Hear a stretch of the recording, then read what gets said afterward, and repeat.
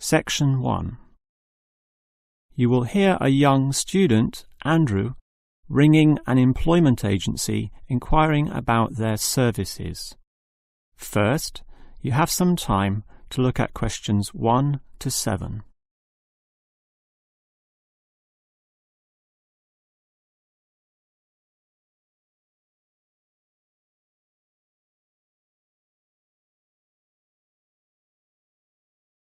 You will see that there is an example that has been done for you.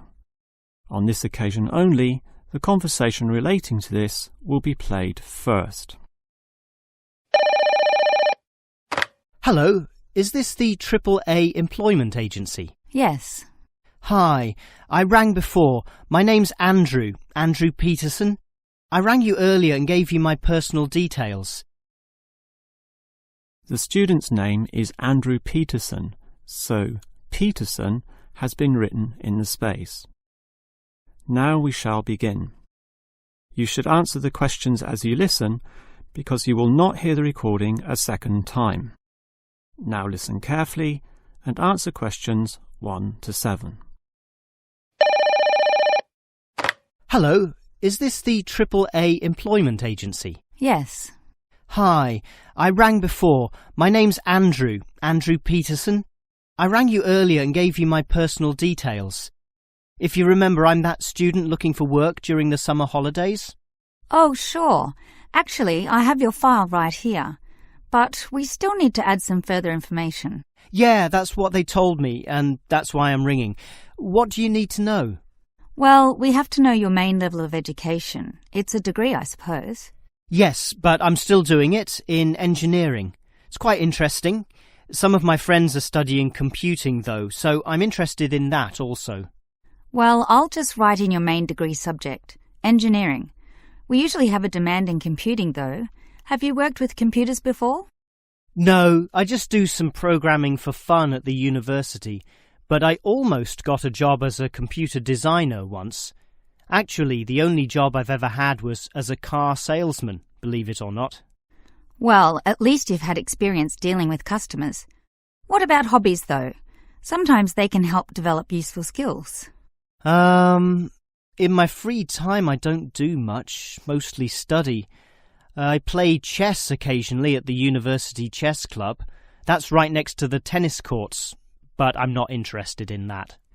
Chess helps develop analytical skills, so I'll put that down. Of course, it's your main skills that employers want to know about. What would you say they are?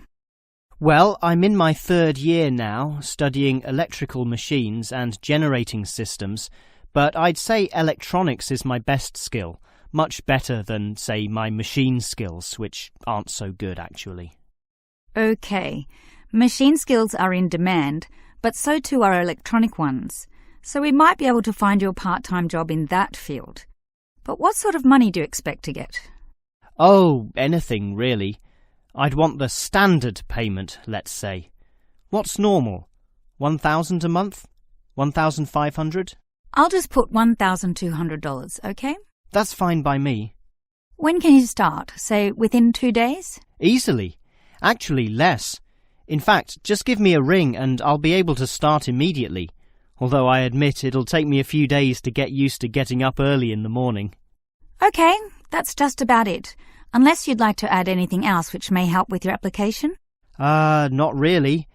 I ride a motorbike, but that's unimportant. I'm friendly, but every applicant claims that, right? I can speak another language. Ah, that might be useful, depending on the language. Is it Chinese?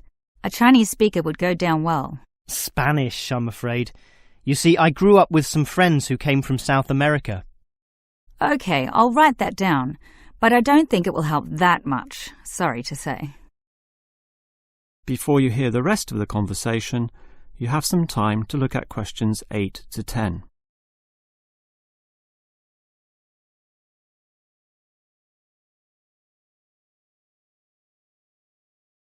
Now listen and answer questions 8 to 10. Well, thanks for your help, and hopefully I'll get a job soon. But can I just ask one more question? Sure. What, basically, are employers looking for when they interview someone? Oh, many things. Being hardworking, diligent, and focused on your job is good, but surprisingly, it often means you can't see the bigger picture or provide suggestions which help the company move forward. That requires thinking for yourself, outside the box, as they say, and being free of the standard ways of approaching tasks. Employers certainly value that. I guess experience must help, though.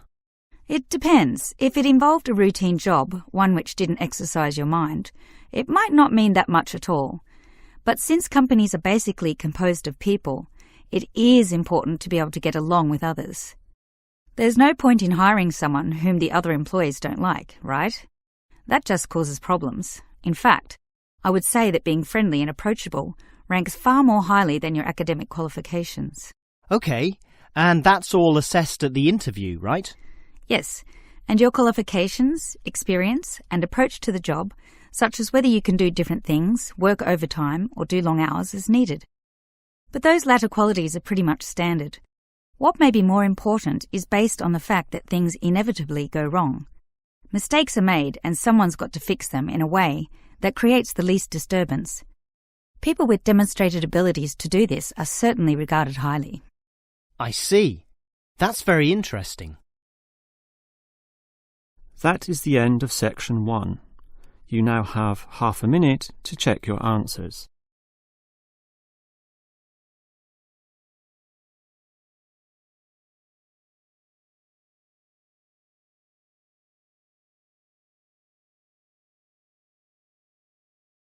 Now turn to section 2. Section 2. You will hear a first aid officer talking to a group of factory workers about emergency first aid. First, you have some time to look at questions 11 to 17.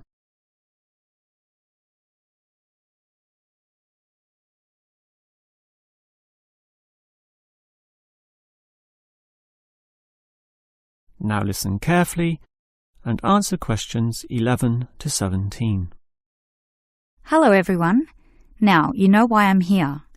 You all work in a factory, and in this environment, there always remains a significant possibility of accidents happening, in which case, first aid will be necessary. What is first aid? It is the provision of emergency on-site care when an injury occurs, and it is essential for everyone to know, if only simply, the steps which must be followed.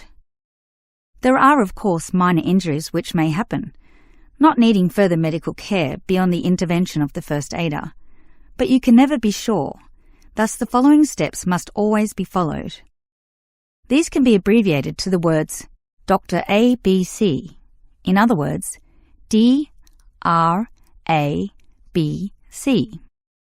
The D stands for danger, and that's the first issue to keep in mind. When an accident happens, immediately ascertain that the environment is safe.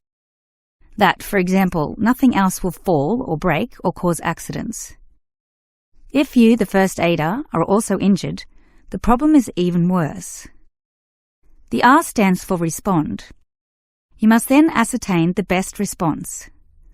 Once all the danger has been eliminated and the distress calls sent out, the appropriate action is, obviously, to help the injured party.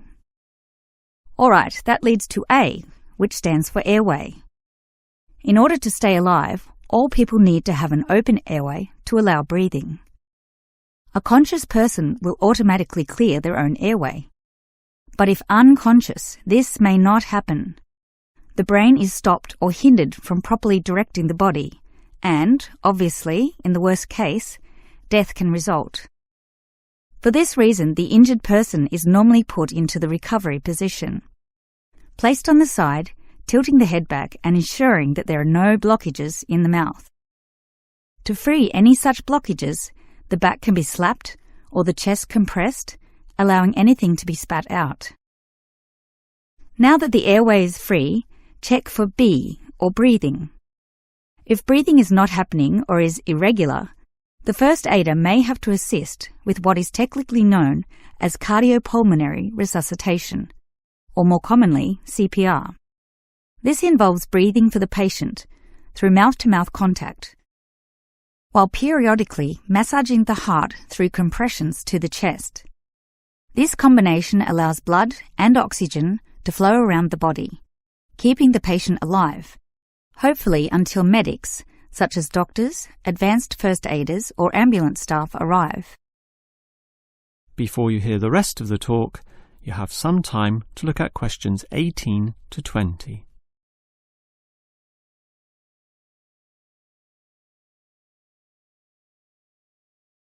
Now listen and answer questions 18 to 20. Now, it's certainly good to have knowledge of emergency first aid, but, obviously, the best situation is simply not to have accidents occur in the first place.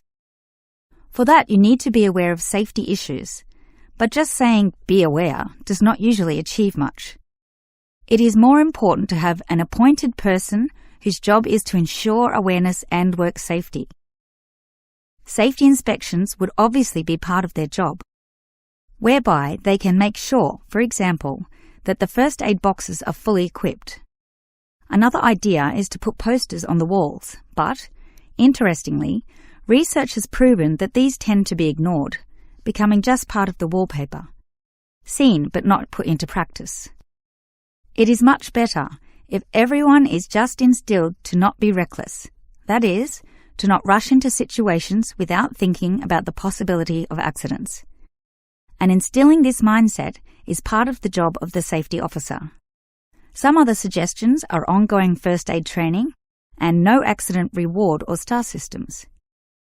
These have had some success, but nothing beats a regular meeting, say once a month, in which the subject of safety is brought to the attention of everyone, and any outstanding issues related to this are thoroughly discussed. That is the end of section 2. You now have half a minute to check your answers.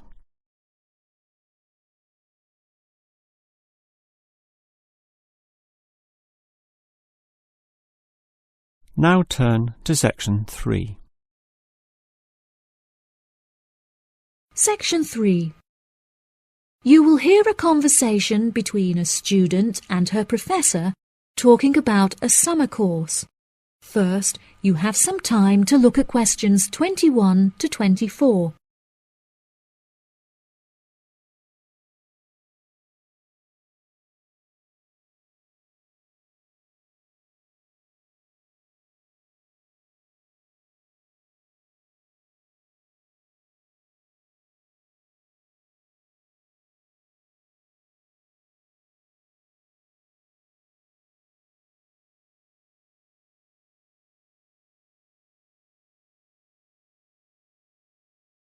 Now, listen carefully and answer questions 21 to 24. Hello, Mr. Thompson. May I speak to you for a minute? Of course. Please come in. I'm Alexandra Jones. I'm studying sustainability here at the university, and I heard about the summer course that you offer every year. I was considering joining the course and wanted to ask you some questions about it. Yes, of course. Please fire away. Has the course been effective in improving the environment? Yes, absolutely. We have seen great results. Last year we planted a small field of trees, and we have been measuring their oxygen outputs to see the benefits that they have provided to the environment. Since we were regulated by law last month, we are now able to hugely enhance our efforts. Our current goal is to introduce a lot more tree species to the plot so that we can establish a complex habitat and compare the benefits of each species. In order to do this, we need to get a lot more students involved in the project. So I am very pleased to hear about your interest. Well, the project sounds fascinating. I would definitely like to be involved. Absolutely. Over the years, we have received funding from private investors and from selling shares. But the biggest improvement in our research came from a government fund that we received in the first year.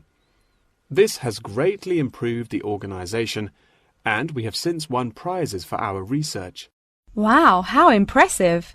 Yes, it is of the utmost importance to our organization that we find a way to repair the terrible damage that has been done to the environment by the human species.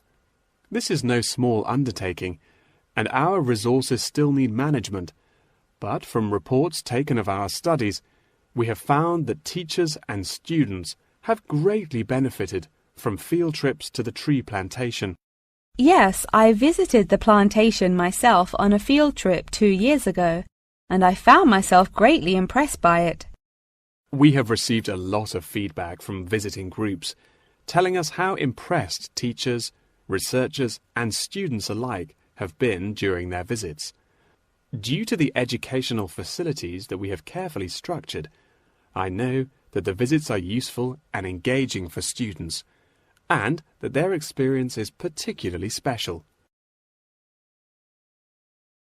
Before you hear the rest of the conversation, you have some time to look at questions 25 to 30.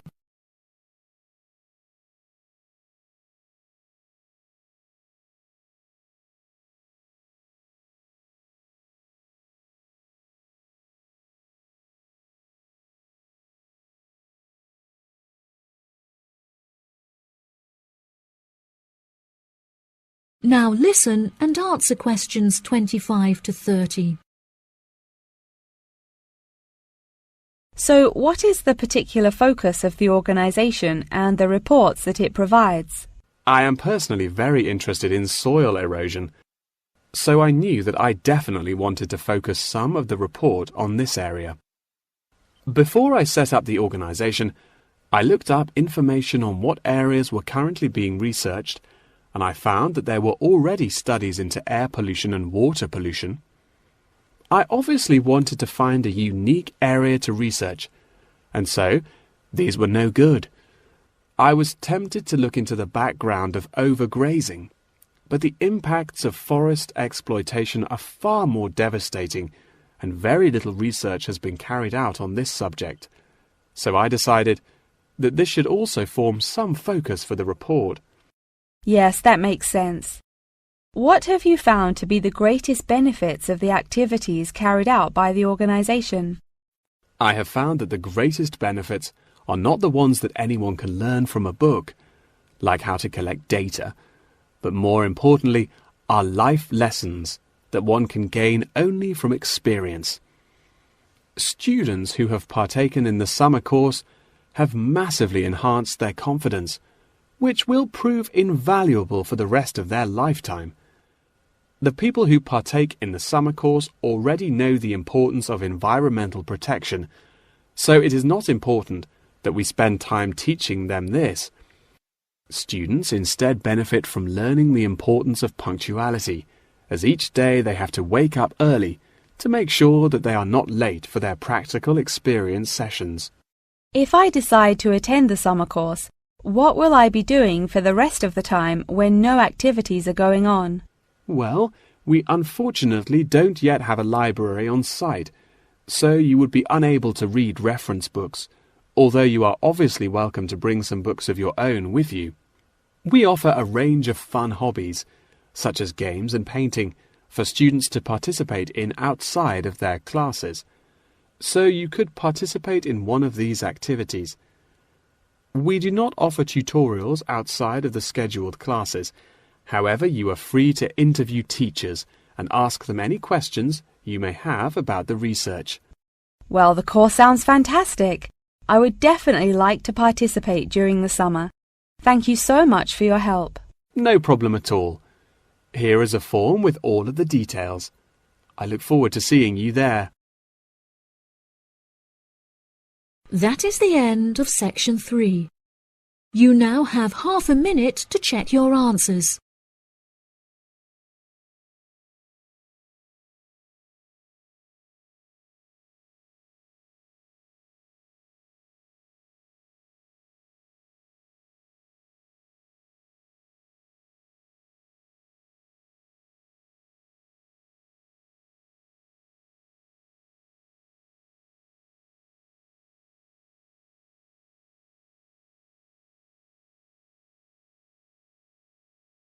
Now turn to section 4.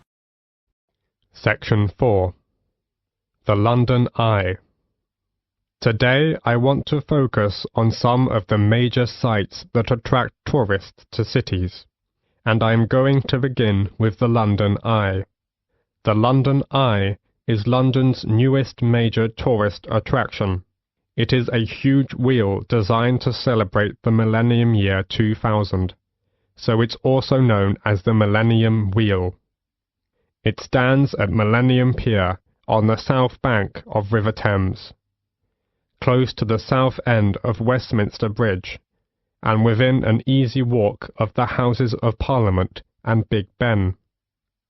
Though it looks like a huge Ferris wheel, the London Eye is no fairground thrill ride, but a slow and stately way to experience London in a unique way. The London Eye is the UK's most popular paid-for visitor attraction, visited by over 3.5 million people a year. The Eye was built between 1998 and 2000. It seems remarkable that a site that has so quickly become a symbol of modern London has been around for such a short time. It took fully 7 years from start of the design process to create the Eye. It was intended to stand for only a few years, but it proved to be such a popular attraction that the decision was made to make the wheel a permanent feature of the London landscape. The Eye was sponsored by British Airways, and for several years after opening, it was referred to as the British Airways Millennium Wheel. Today the London Eye is under the ownership of the London Eye Company, a subsidiary of Merlin Entertainments Group Company. Constructing the Merlin Entertainments London Eye was a massive challenge. It's the tallest cantilevered observation wheel in the world, rising high above the London skyline at 135 meters. It was a piece of daring innovation and revolutionary design which combines the best of British design, architecture, and engineering with an exceptional team of experts. Before the talk goes on, you have several seconds to look at questions 36 to 40.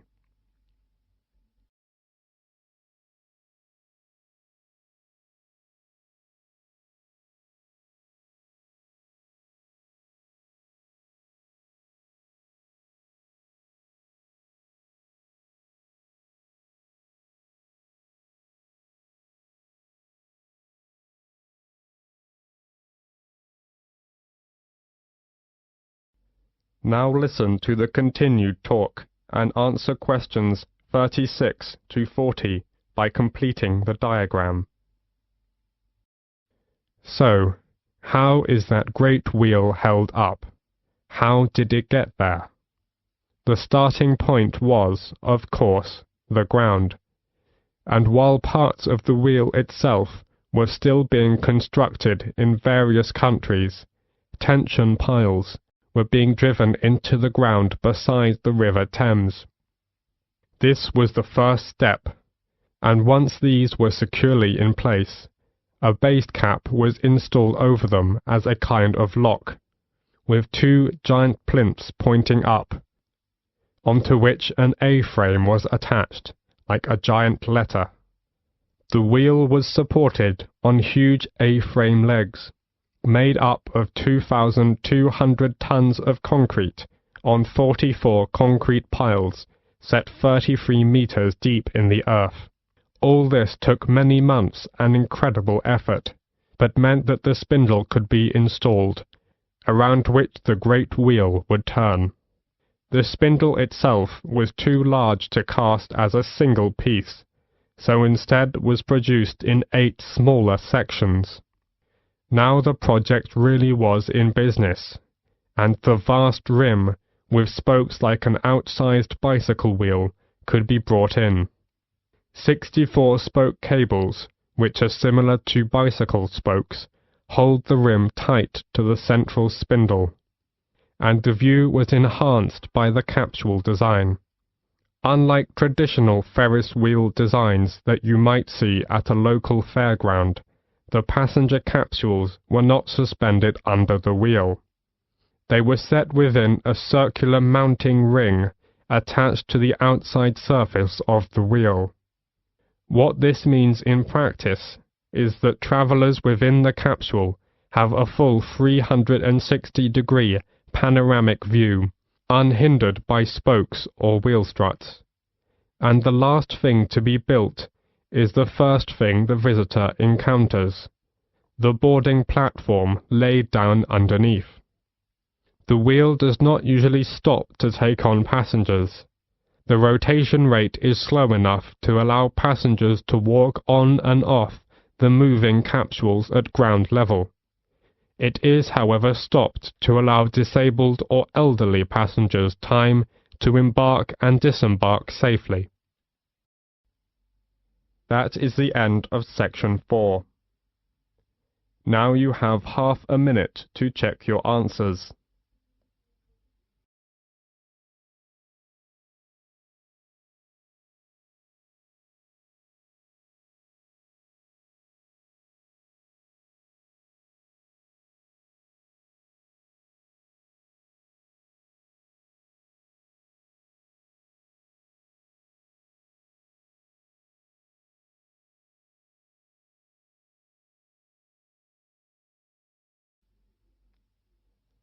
That is the end of listening practice test 3.